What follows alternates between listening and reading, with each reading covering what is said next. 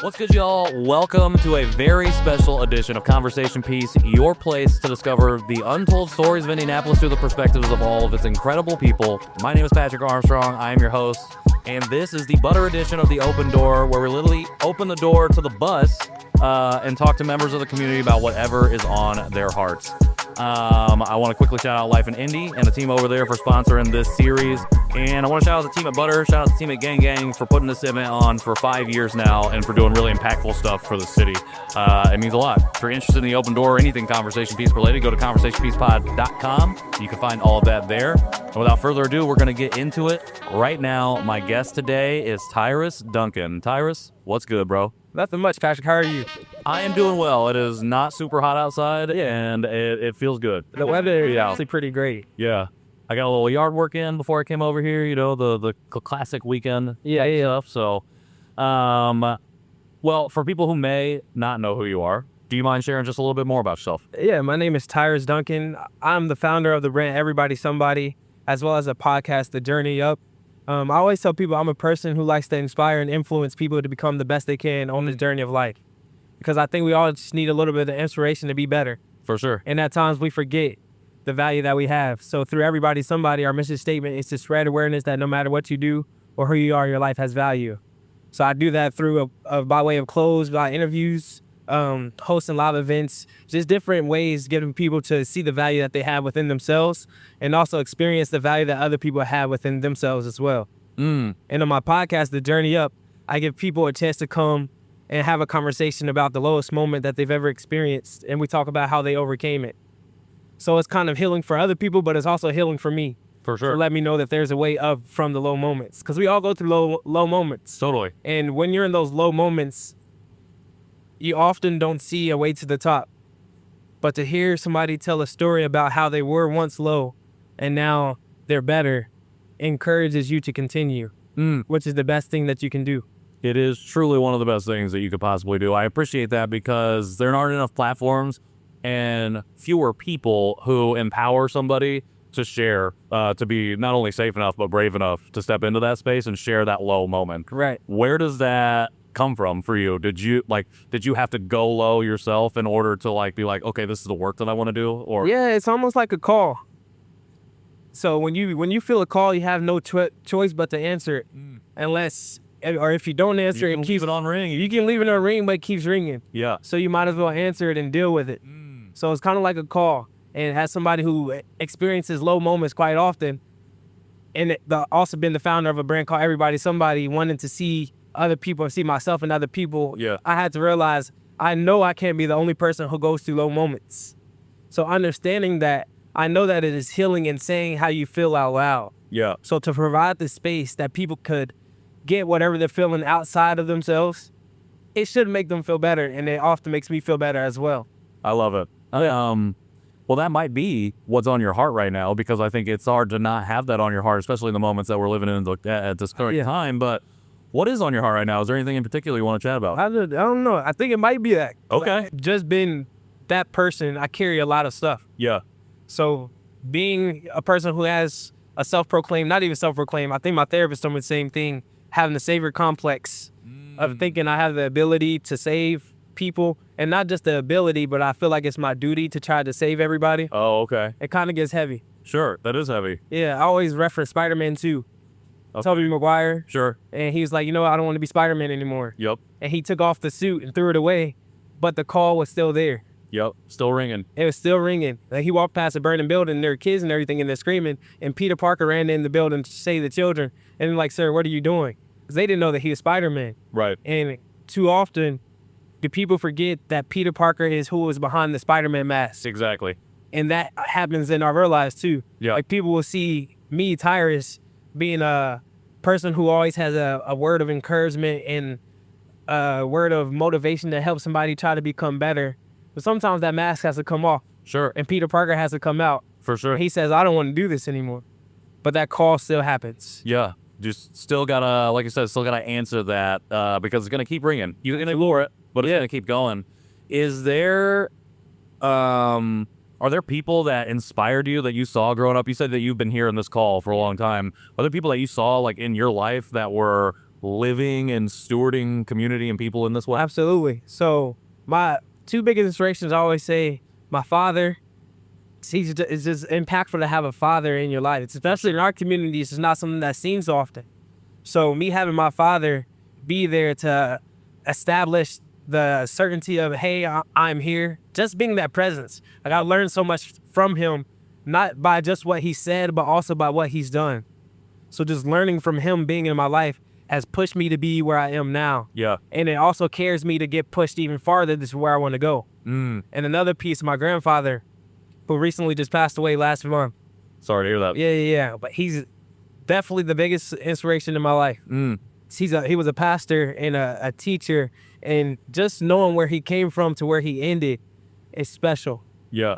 He was born in Arkansas back in 1940. Okay. And to come from being a sharecropper, living in a slave house, literally picking cotton, to moving up north to answering his call to become a minister, to establishing his own Bible college, to going to Oxford University to speak, to write a multitude of books. It's like, man, there's literally nothing that you can't do if you don't set your mind to it. For sure. And if you don't push yourself. My grandfather's a very self-motivated person, almost to a fault sometimes. Sure. Because sometimes we'll be like, oh, I can do anything. Yeah. And you actually need to probably reach out to somebody else to do it. Yeah. And I have some of that within me, and I'm like, okay, I see where it comes from.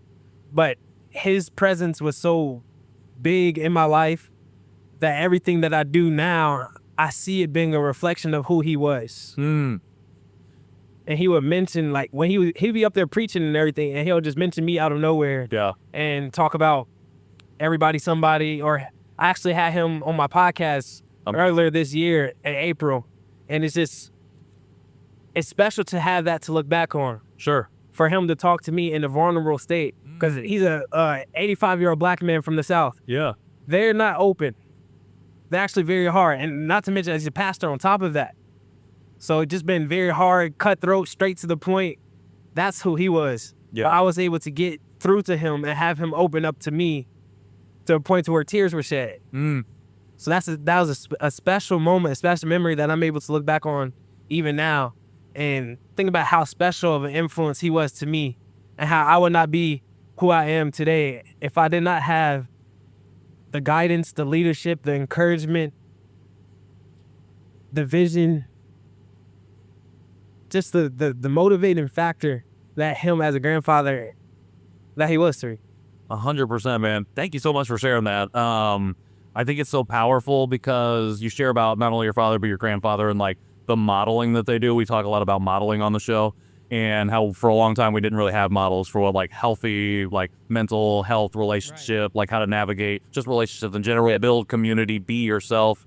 And the fact that you had that, but not only that, your relationship was able to get you to a point where you could then model for him, your models, what it looks like to be even more vulnerable, to tap into that, to lead through emotional intelligence or whatever that might be, sharing, and to be able to have that moment. I think that's really, really, absolutely, really incredible. One thing he always encouraged me on was, because I would, you grow up trying to tell people certain things. For sure. Especially being leaders, I don't believe that leaders are people who choose to be leaders.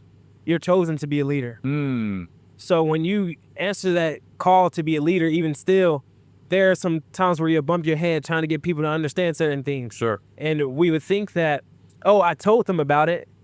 I told them this is what they should do. I tried to show them, or, basically just tell them. Yeah. But the reality is, my grandfather told me, people will see you more for what you do than what you say. Actions over words. So just do good. And even when people are not accepting what it is that you say, as long as you're doing what you're supposed to be doing, maybe one day they will be able to be encouraged. Maybe one day they'll be able to understand what it is that you're actually trying to tell them. Even looking back now to the things my dad would tell me when I was younger and I didn't understand, And I'd be like, yeah, that doesn't make sense. I can call him up today at 27 years old and be like, you know what, Dad, you're right. I may have not listened back then, but just to see you be consistent through your actions, I was able to learn through the consistency. So just to remember that people see you more by what you do than what you say. People can say whatever they want. Yep. That's why it's hard to, trust people. It's hard to listen to what people say because they could, make something sound however you want it to sound. For sure. You can tell somebody anything they want to hear, but it's somebody's action matching what they're doing. There's a scripture in the Bible where Jesus said, they love me with their lips, but their heart is far from me. So there's a lot of people who love with their lips, who say it with their mouths, but their actions do not match what it is that they say. So it's like, is that love really? And there's another scripture that said, love not in word, but in action. So to do things properly means so much more than to just say things.